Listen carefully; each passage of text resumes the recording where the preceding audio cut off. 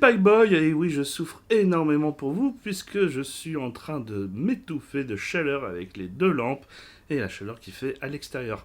Ah, il fait pas bon vivre en France en ce moment, il fait un petit peu trop chaud.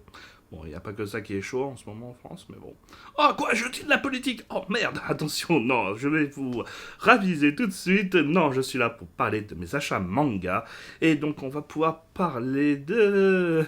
Le petit truc qui gêne, c'est le délai des sorties. Alors oui, je sais, le Japan Expo est sûrement la première convention de manga dans toute l'Europe, et donc il y a énormément de monde, et donc ça permet justement de bien faire une bonne publicité pour ces séries, et donc il faut savoir être prêt. Sauf que bah ça fait que donc on fait un petit peu le yo-yo dans notre calendrier manga, il faut le savoir, et c'est pour ça qu'on se retrouve souvent donc des fois à acheter très peu de mangas en février ou en août. C'est souvent ces périodes-là, effectivement, et bon bah en décembre ou bien entendu au mois de juillet. Donc, toutes les sorties arrivent pour le week-end du Japan Expo, ce qui fait que j'ai énormément de mangas. Alors, dans les mangas, ou surtout livres que je n'ai pas acheté, et désolé pour le chien, donc, dans les livres que je n'ai pas pu acheter directement dans mon magasin de manga, puisqu'ils ne les avaient pas, et que je voulais vous présenter quand même, c'était Jump, l'âge d'or du manga, qui raconte l'histoire du Jump, en tout cas de ce que j'ai compris. Par contre, il y a très peu d'illustrations de ce que j'ai vu dans les commentaires et les avis clients, ce qui est un petit peu dommage. Je me suis dit, tiens, des couvertures des anciens Jump des années 60, 70 auraient été vraiment très intéressant à voir, justement, pour se documenter et s'extasier. Mais par contre, moi, ça va me servir comme l'histoire du manga moderne, comme justement l'âge d'or du manga, comme l'histoire du manga de Karine Poupée. J'aimerais donc faire des petites vidéos sur l'histoire du manga. Dites-moi si ça vous intéresse, puisque bon, Osamu Tezuka a eu beaucoup de succès, mais très très tard. Donc j'hésite à faire une suite à cette vidéo.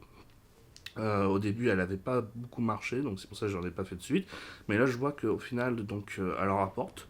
Mais pour ce mois-ci, en tout cas, donc, je vous le dis tout de suite, il y aura donc 3 vidéos de prévues. Donc, la première sur comment dessiner en trichant et faire en sorte que justement, en fait, vous améliorez en trichant avec la méthode que je vous ai donnée, avec ArtRage et une tablette tactile et un stylet. Et enfin, donc, comment faire une animation avec Rogue Animator et une animation que j'ai faite de Cowboy Bebop. Si vous me suivez sur Instagram, Facebook, vous avez déjà vu cette animation sur Cowboy Bebop et vous êtes au courant que je suis en train de travailler sur un dessin animé de Paco de à peu près 5 minutes.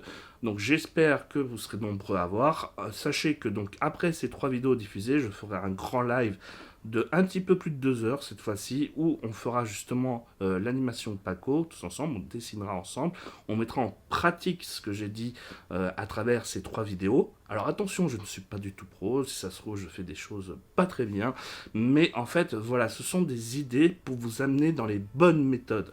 Et je vous mettrai dans les descriptions des vidéos tutoriels qui vous permettront d'agrémenter ce que je vous ai appris.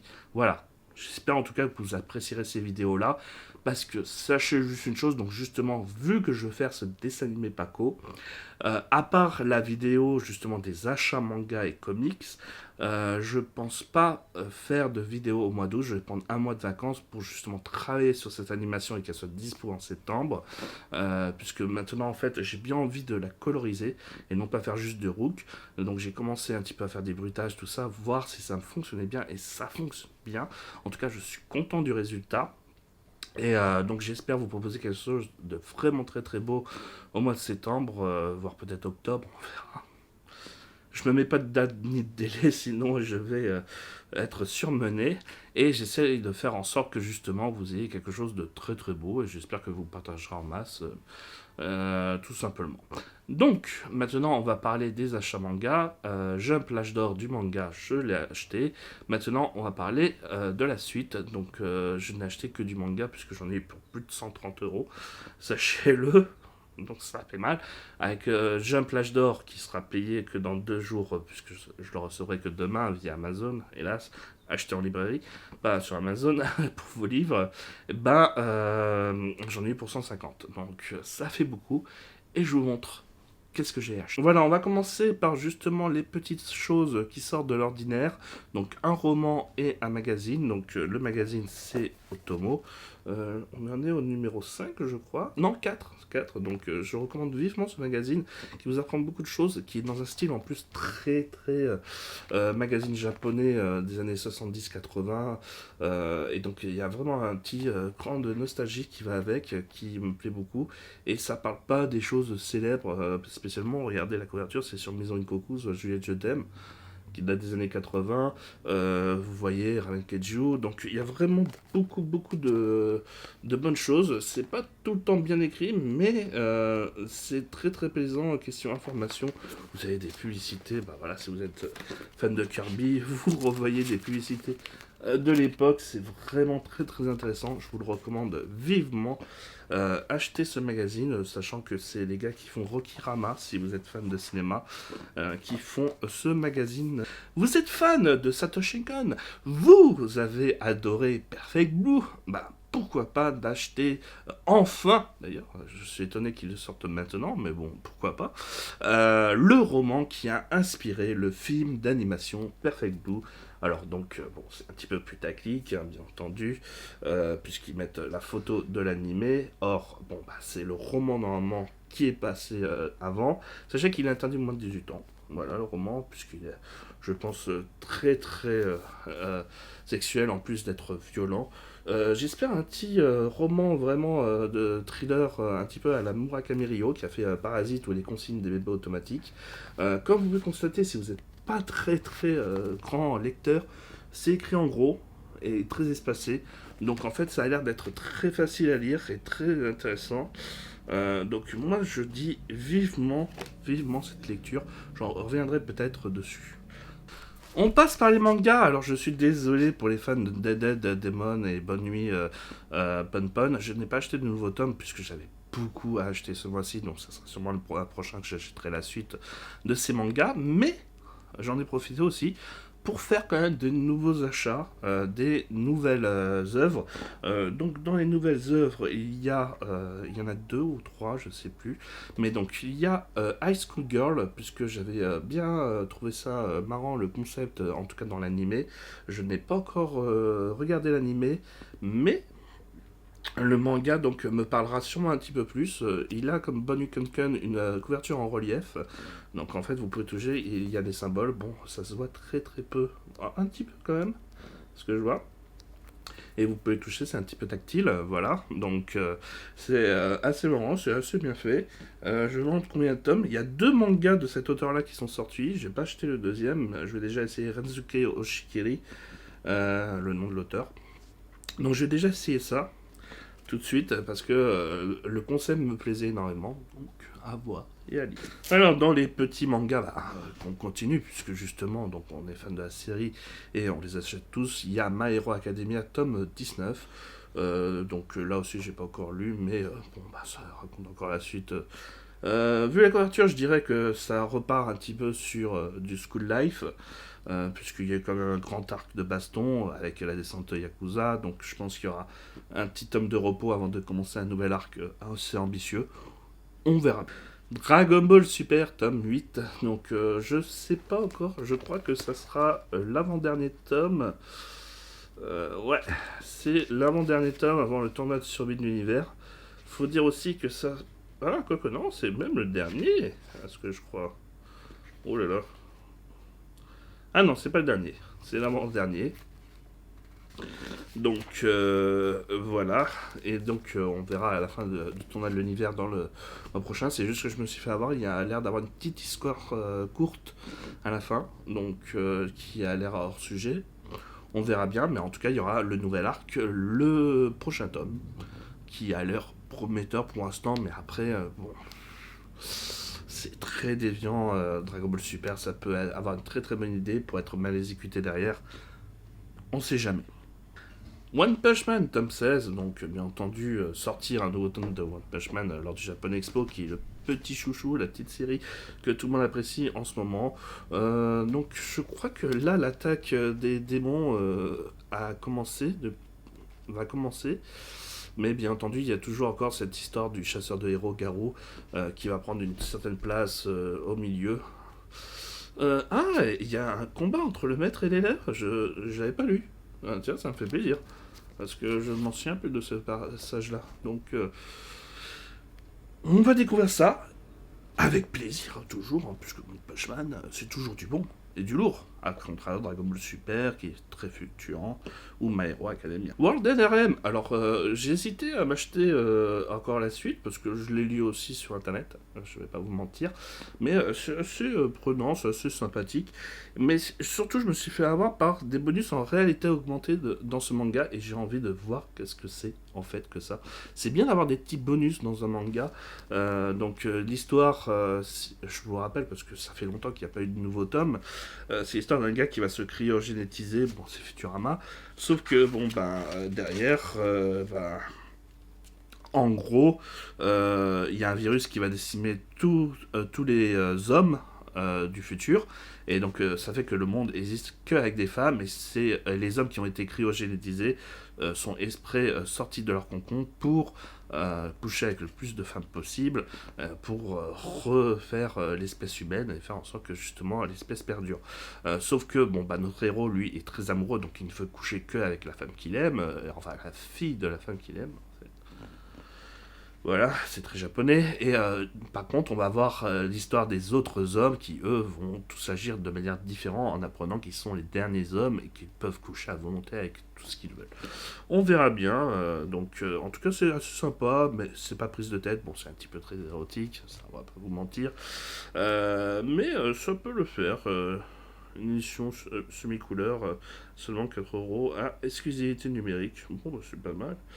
C'est pas mal. Donc, il y a des pages couleurs dans la version numérique, ce qui donne envie d'acheter peut-être plus la version numérique. Surtout qu'en plus, elle est moins chère. En tout cas, voilà, ça se laisse regarder. C'est pas exceptionnel, mais il y a des fois des petits clichés, mais c'est toujours bon à prendre. Alors, dans les suites de mangas, justement, qui font bien plaisir, puisque je suis fan, à contrario des gens qui massacrent un petit peu cette série, c'est Seven Deadly Sins tome 33. Donc, je pense qu'on va arriver enfin à la forme ultime de... Ah putain, ça fait tellement longtemps que je m'en souviens plus du héros. J'ai un trou, je suis désolé. Avec Ban qui va combattre, enfin en tout cas ce que j'avais lu en scan. Mais on approche donc de la fin, je pense que ça fera 40 tomes à tout casser. Mais ça restera quand même une grande œuvre qui n'a pas trop exagéré, je trouve, sur la durée. Alors certes, effectivement, il y a certains passages où on se dit que c'était pas nécessairement utile. Mais on va dire, vu le succès de la série, ils ont dû prolonger, ça se ressent. Mais je trouve qu'ils ont moins exagéré que par exemple dans un Bleach ou dans un Naruto. Donc, ou même dans un Fairy Tails. Puisque, bon, je crois que c'est le même magazine et donc les mêmes thèmes. Donc, Seven Edicine, je trouve que c'est de la bonne. Ça vaut pas Dragon Quest Fly, qui était vraiment fait parfaitement pour ces 37 tomes. Là, 33 tomes, il y a eu des fois des hauts, des bas, mais plus de hauts. Là, par exemple, c'est pas comme Dragon Ball Super où il y a eu plus de bas, ou My Hero Academia où c'est un petit peu lent. Non, ça a toujours été dynamique et énergique, et c'est ce que je recommande vivement actuellement en Heroic Fantasy. J'hésitais aussi d'ailleurs à acheter la fois où je me suis réincarné en Slim, donc dites-moi si ça vaut le coup. C'est un manga qui paraîtrait vaut le coup, donc pourquoi pas. Battle Game in 5 Seconds, tome 6, donc là aussi je suis un petit peu fan de cette série qui ressemble un petit peu à The Hunter Center, donc quoi de mieux, avec des graphismes un petit peu différents, un petit peu peut-être plus jolis, mais moins aérés. Donc voilà. Mais ce petit côté stratégie dans les batailles me plaît énormément, et c'est pas un bête survival game. C'est ça qui me fait vachement plaisir. Les personnages sont très intéressants et très travaillés, et ce qui permet de faire en sorte que justement, et aussi original de temps en temps. Voilà, parce qu'on ne manque pas certains clichés, mais on va dire même dans Hunter Center, il y a des clichés qui sont utilisés. C'est juste qu'ils sont bien réutilisés, voire même, on va dire, mis à contre-courant pour justement donner ce petit côté original, aller à l'encontre de ces clichés, les prendre pour les dévier. Voilà, c'est ça qui est marrant dans ce manga et qui me plaît véritablement. Food Wars Tome 30, enfin. J'ai cru que d'ailleurs ça allait encore durer un tome, tellement que c'était en train de perdurer dans ce tome. Mais enfin, la bataille finale entre l'élite, les 10 et les rejetés, les renégats, se termine enfin dans ce manga. On va pouvoir passer à autre chose. Voilà, ça fait plaisir. Avec un petit régiment. D'ailleurs, j'ai même eu l'impression que les ennemis n'ont pas été très glorieux dans ce combat. Je trouve que ça a été très rapide. Leur présentation de cuisine, à contrario des héros qui sont beaucoup plus mis en avant, surtout Irina. Voilà, mais bon, après, on doute pas de la force du numéro un du top un, mais ça a été pas si glorifié que ça. D'accord, j'ai même l'impression qu'il est un petit peu nul par rapport à d'autres personnes qu'a rencontré le héros auparavant. Bon, pourquoi pas. En même temps, je pense que les sondages qui étaient en train de dégringoler à cause de cet arc-là a dû pousser les auteurs à aller plus vite sur cet arc et le terminer très rapidement. Alors, je parlais des nouveautés. Donc, il y a 50 nuances de gras, tome 1, donc, qui va vous apprendre à bien manger, à bien déguster et à bien savoir faire du sport, tout en prenant une histoire assez ok, donc il y a un petit peu d'érotisme là aussi, un petit peu de folie, mais ça m'a l'air beaucoup plus porté sur l'humour que sur l'érotisme. Ça a l'air d'être un sorte de prison school, mais sur la bouffe. Donc ça peut le faire, on verra bien. Il y a un bon petit délire en tout cas. Faut savoir que je fais des coupures, mais en fait, des fois, de temps en temps, en fait, je prends plusieurs mangas d'un coup et je me déplace. Et là, enfin, c'est la dernière tournée. Pfff, parce que bon, c'est un petit peu crevant tout ça. Donc il y a Prison Neverland, donc tome 8, où là cette fois-ci, donc on va passer à faire donc la poursuite vers le vrai monde humain, enfin voilà, et non plus juste sur la petite cachette où ils étaient. On va voir si le personnage qui était là depuis longtemps va les trahir ou si justement il va s'humaniser à travers les deux héros. Donc voilà, on fait vos paris, hein, les paris. Moi je pense qu'il va s'humaniser pour ces deux personnages.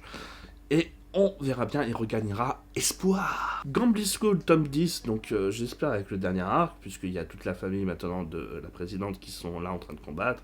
Donc on va encore passer sur au moins, je pense, 5 ou 6 combats de stratégie, de jeu à parier. Donc c'est toujours aussi fun, ça me rappelle un petit peu l'Year Game, mais avec un petit peu plus de légèreté et d'humour.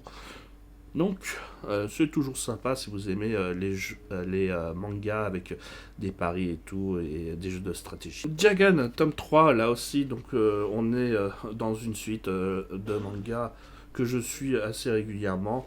Il y a sûrement des nouveaux... Ah oui, il y a beaucoup de nouveaux Jagan qui vont apparaître cette fois-ci. Et des histoires qui ont été faites dans le tome 2 qui vont enfin prendre peut-être leur histoire dans le tome 3, mais là on part vraiment sur une internationalisation, enfin beaucoup plus de personnages, puisque c'est vrai que les deux premiers tomes étaient vraiment très aigués sur trois persos à tout casser, et encore je dirais le perso principal et deux autres un petit peu en arrière, et là donc on sent enfin la fusion de tous ces univers qui vont enfin se mettre place et inventer beaucoup de personnages, donc ça va être très sympa pour améliorer la globalité du récit et donner beaucoup plus de possibilités de diversion dans l'histoire, tout simplement. Prisonnier Riku, tome 31, où là je pense qu'on va suivre comment on va s'en sortir ce personnage en tome, puisque donc il a été séparé des autres et donc il va devoir s'en sortir par lui-même et les rejoindre. Et enfin, donc je pense qu'il y aura la guerre avec le ministre, justement, enfin qui va débuter, j'espère, parce que ça fera quand même pas mal de tomes, sinon qu'on attend ça et pas pour rien. Donc à voir.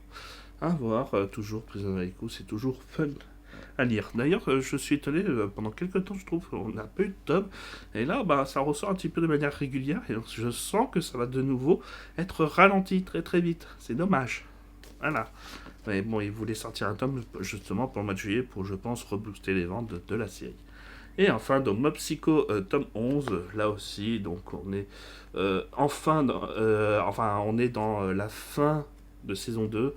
avec le combat final contre le chef des balafrés. Non, c'est pas fini. Donc je pense que ça sera vers le tome 12 que nous verrons la fin de ce combat. Mais là, il y a quand même l'arrivée dans l'immeuble principal, pour ceux qui ont vu la série animée. Vous savez de quoi je parle. Voilà, c'est tout pour moi. Donc il y a eu pas mal de petites choses, hein, comme vous pouvez le constater. On a acheté vraiment beaucoup ce mois-ci, c'est normal. En même temps, Japan Expo oblige. En tout cas, moi, ça fait plaisir parce que c'est vrai que ces derniers temps, je lisais pas trop. Et donc là, je me remets un petit peu, même si je dessine beaucoup aussi en parallèle. Mais voilà, il y a beaucoup de petits trucs sympathiques à lire et que je vous recommande vivement. Voilà, j'ai pas pu tout acheter, donc enseignez-vous sur les sorties qui sont sorties au mois de juillet, parce qu'il y aura sûrement de quoi vous plaire, puisqu'il y a beaucoup de nouvelles séries, mais aussi de séries que vous attendiez à la suite avec impatience qui sont sorties pour ce mois de juillet. Donc faites-vous plaisir, achetez en masse, puisque pendant le mois de juillet et août, donc vous serez en vacances. Voilà, hein, je sais que vous êtes des étudiants, non, c'est pas vrai, ou des chômeurs. Voilà, mais justement comme ça, en septembre, vous pourrez repartir avec plein de bonne volonté dans votre boulot, dans vos études, mais en ayant lu beaucoup de mangas pendant les vacances, et ça fait du bien. Alors je vous dis à une prochaine, ciao les gars.